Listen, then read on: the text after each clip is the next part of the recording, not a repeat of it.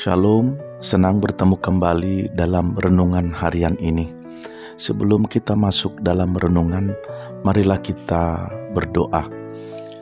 Bapa yang baik, Bapa yang mengasihi kami, hari ini kami datang dengan penuh penyerahan diri dan hati yang terbuka untuk diajari oleh kebenaran firman-Mu lewat renungan harian ini. Marilah Tuhan memberkati kami, dan marilah Tuhan Yesus Kristus nyatakan kehendak-Mu lewat renungan ini. Dalam nama Yesus kami berdoa dan bersyukur. Haleluya. Amin. Saudara terkasih dalam nama Tuhan Yesus Kristus, judul dari renungan kita hari ini adalah Hidup dalam Kasih, yang didasarkan pada 1 Korintus 13 ayat 13. Demikian firman Tuhan. Demikianlah tinggal ketiga hal ini, yaitu iman, pengharapan, dan kasih. Dan yang paling besar di antaranya ialah kasih. Amin. Saudara terkasih dalam nama Tuhan Yesus Kristus, kalau kita pikirkan, hidup manusia itu tidak bisa lepas dari tiga hal ini: iman, pengharapan, dan kasih. Tanpa iman, kita tidak bisa berjalan bersama Allah. Tanpa pengharapan, kita mudah putus asa menghadapi masa depan. Tapi Rasul Paulus mengajarkan bahwa di antara ketiganya, kasihlah yang paling besar. Kenapa demikian? Karena kasih bukan hanya sebuah perasaan, tetapi identitas Allah itu sendiri. Firman Tuhan berkata, Allah adalah kasih. 1 Yohanes 4 ayat 8. Artinya, ketika kita hidup dalam kasih, kita sedang hidup dalam hakikat dan karakter Allah sendiri. Kasih tidak terbatas oleh ruang dan waktu. Di surga nanti kita tidak butuh iman karena kita sudah melihat Allah muka dengan muka. Kita juga tidak butuh pengharapan karena semua janji Allah sudah digenapi. Tetapi kasih tetap akan hidup selama-lamanya, sebab kasih adalah bagian dari kekekalan. Saudaraku, Jemaat Korintus terkenal sebagai jemaat yang penuh dengan karunia rohani. Mereka bisa bernubuat, bisa berbahasa roh, bisa melakukan banyak hal yang kelihatannya rohani. Tetapi sayangnya di tengah semua itu ada banyak perpecahan, iri hati, dan kesombongan. Paulus menulis pasal 13 ini untuk menegur mereka bahwa karunia-karunia tanpa kasih hanyalah kosong. Iman adalah dasar dari hubungan kita dengan Allah. Kita percaya kepada janjinya walau belum melihat. Iman membuat kita bertahan ketika keadaan tidak masuk akal. Pengharapan adalah jangkar jiwa kita. Dalam dunia yang penuh ketidakpastian, pengharapan kepada Tuhan memberi kita kekuatan untuk terus melangkah. Kasih. Paulus menutup dengan penegasan bahwa yang paling besar di antaranya ialah kasih. Mengapa?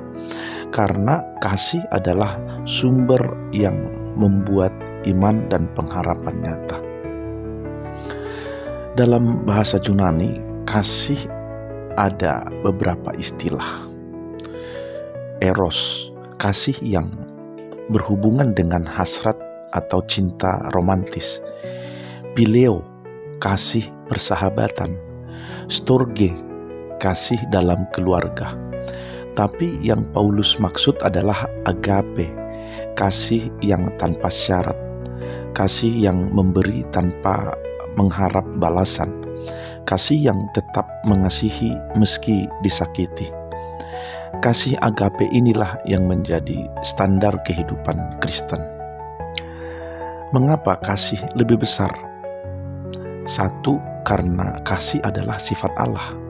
Yang kedua, karena kasih tidak berkesudahan, seperti yang terdapat dalam ayat 8. Yang ketiga, karena kasih adalah penggenapan seluruh hukum Taurat.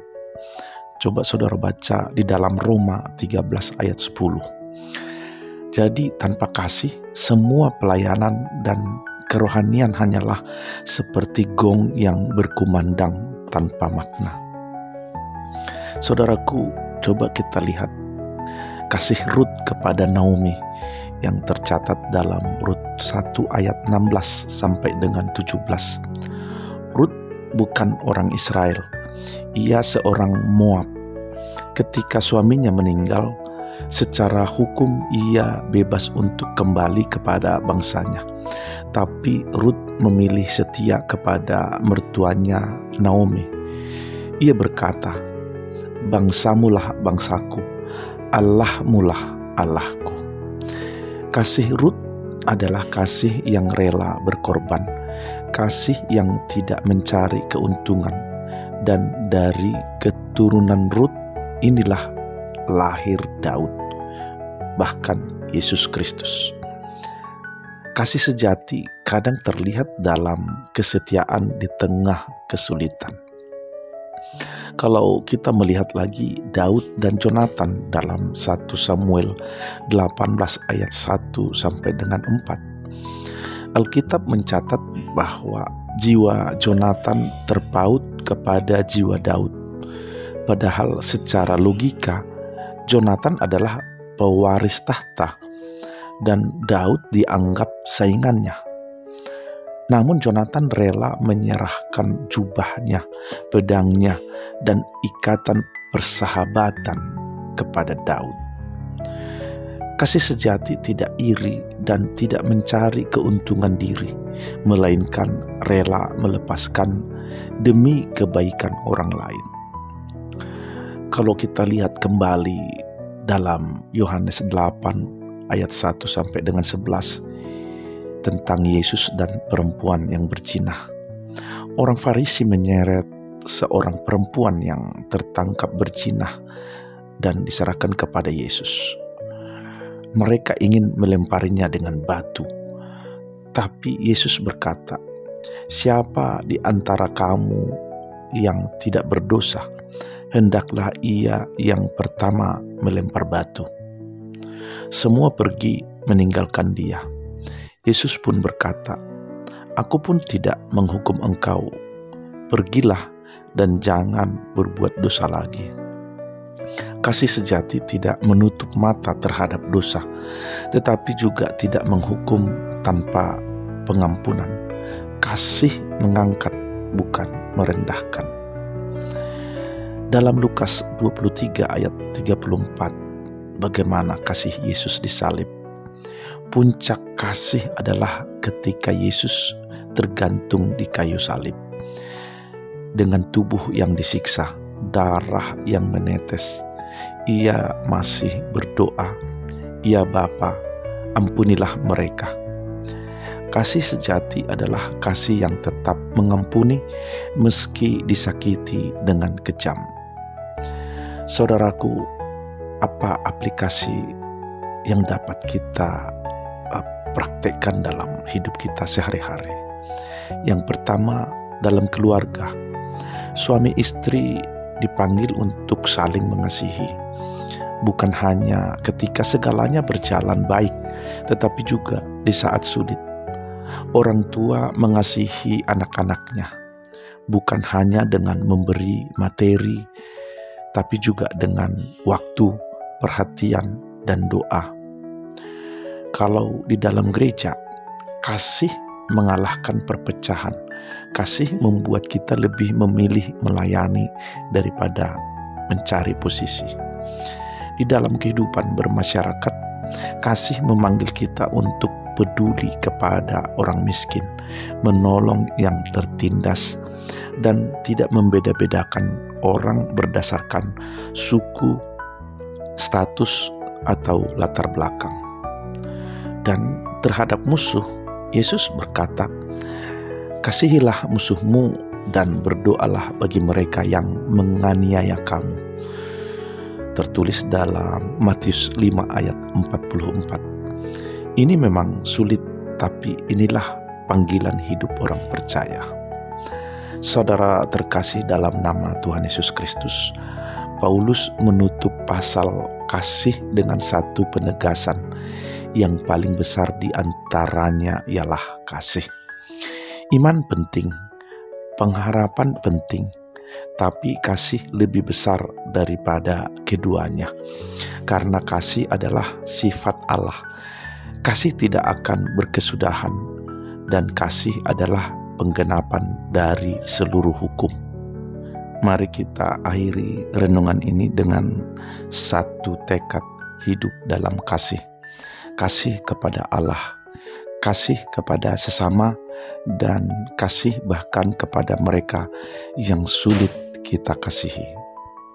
Saudara terkasih dalam nama Tuhan Yesus Kristus, marilah kita tutup renungan harian ini dalam doa. Tuhan Yesus, terima kasih karena Engkau lebih dulu mengasihi kami. Ajarlah kami untuk hidup dalam kasih-Mu, bukan hanya dalam kata-kata, tetapi dalam tindakan nyata.